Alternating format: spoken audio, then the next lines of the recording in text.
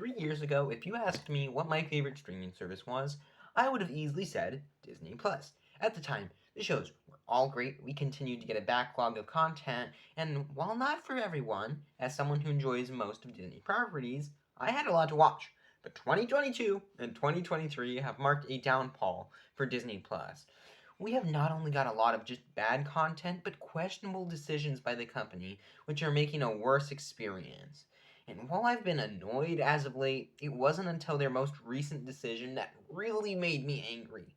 Disney's had made bad decisions and getting away with it, holding our favorite IPs hostage at the same time. When Disney Plus released, much of my hype was seeing how they would bring to new life into some of my favorite old properties and catch up on ones that I missed. And 2020 was a great time for this. We had The Mandalorian, saving Star Wars, Clone Wars Season 7, capping off the show wonderfully, a Muppet Show, which I didn't watch, a new Phineas and Ferb movie, which was fine, but it's a new Phineas and Ferb thing. Looking back, it isn't a lot, but as this is the starting year, I couldn't be too mad. This should be a baseline for each year. Of course, you have your big franchise shows, but you should also have ones from other franchises, like Muppets or Phineas and Ferb. You can pick things out of your back catalog and make new things from it. Phineas and Ferb was a great pick, but all but after that, all we've been getting are the live action remakes. You have the whole Disney Channel backlog, the Fox library, Blue Sky, yet you did nothing. Instead, you shut down Blue Sky when you could have had them make original films for your streaming service. For shows like The Owl House, give them a mini series spin-off for an older audience. Make another season of Milo's Murphy Law. Put it up there. Do something with Malcolm in the Middle if it's a cast reunion. Another season.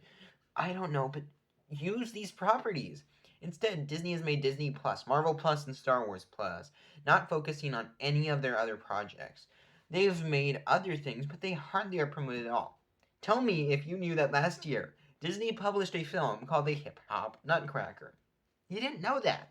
But apparently, the pace that Disney was pumping out content in 2021 and 2022 was far too much, causing bad shows, which, no, that's not the problem. But the last thing you want to do to an up and coming streaming service is make less shows. I'm glad Bob Over took over Disney once more, but it makes no sense to make less shows because people will cancel their subscriptions if there isn't anything new, or at least nothing new from Marvel or Star Wars. The worst business decision Disney Plus has made is catering to these two groups because it's hard to sell to these fans and to anyone else. The Marvel and Star Wars fans are generally only subscribed for originals and may unsubscribe when there's nothing new coming out, and it's hard for someone who doesn't like those two properties to want to sign up to Disney Plus because there aren't any new originals for them. Disney has been getting a bit better at this. They have two new shows in May that are unusual in a small light, which isn't unexclusive. It's made by National Geographic, which put on the channel, and American Born Chinese. Those aren't enough. It gets even better though. Disney is making less content, and the originals they do have, Thanos Snap, are being deleted. This is what made me have the video, because at least 50 originals, or even just backlog content, were deleted off Disney Plus about a week ago. The most notable original to be deleted was Willow. As you may know, I don't think the show's good by any means, but I hoped it would get better in the season 2, which I knew we weren't going to get, but they promised us, and there were some small moments I really liked. Now the only way I will be able to watch this is on a pirated movie website or an illegal DVD. Let me know if I should buy a DVD though. It would be so cool to have a copy of this show, which is bad, but just to stick it to Disney. They also deleted any movie I ever did see them advertise. I don't even know if the movies were good or not, but it's the principle of deleting it that pisses me off. Worst thing to be deleted, Marvel's Runaways. This is a top 5 show for me. It isn't the best show ever, but I love it so much. The characters, the story, it's great. And besides maybe season 3, it was an overall great show. And once again, only way to watch it is a pirated DVD. At least they didn't delete Sneakerella, but it's unfair to anyone who worked on these films or even enjoyed watching them, because now they won't be on Disney Plus anymore, and there is no original.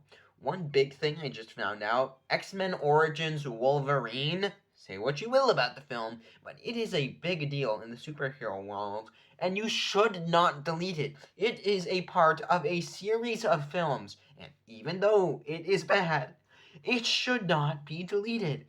And I feel like no one is talking about all this because Disney released the Indiana Jones films 2 days afterwards. I think their timing was intentional to try to sweep this mass deletion under the rug.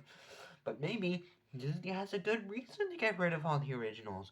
Maybe there's some legal trouble or it's slowing down their service. No, they're doing this so they don't need to pay writers. The Writers Guild of America is on strike, wanting residuals for films and shows on streaming. Then Disney turns around and deletes a bunch of projects off streaming? Coincidence? I think not! So Disney is making less shows, getting rid of shows, and are thinking of charging more? To me, the only thing that could justify a price hike at this point is if we get movies a week after they come out in theaters, and Disney Channel shows, and National Geographic the day after they come out in US worldwide. Because there's another thing that gets my blood boiling. We still don't have the second half of Amphibious Season 3 on streaming, nor Owl House Season 2 for Mexico. It's been a year. I'm laughing, but it's like, come on. I need to use VPNs to watch it. You have the content. Dubbing it to other languages doesn't take this long. And for shows in the US, put it up the next day like you did with Watching and Dreaming, or about to do with Haley's on It. So don't make me pay more until that happens, or start getting more original shows like that Owl House spinoff I keep mentioning I want it. Just announce more brands getting shows and I'll be satisfied. But where we are isn't good enough. I sincerely hope that the lowest point Disney Plus will ever go is right now. I had so much hope for this service when it launched, and I still do, but there are some inherent flaws, and they are just worsening. I hope Disney Plus gets better in reality, but there's nothing we can do, honestly. They hold our favorite properties hostage, and no matter what happens, I will continue to be subscribed. It wouldn't impact Disney if they deleted more shows for no reason.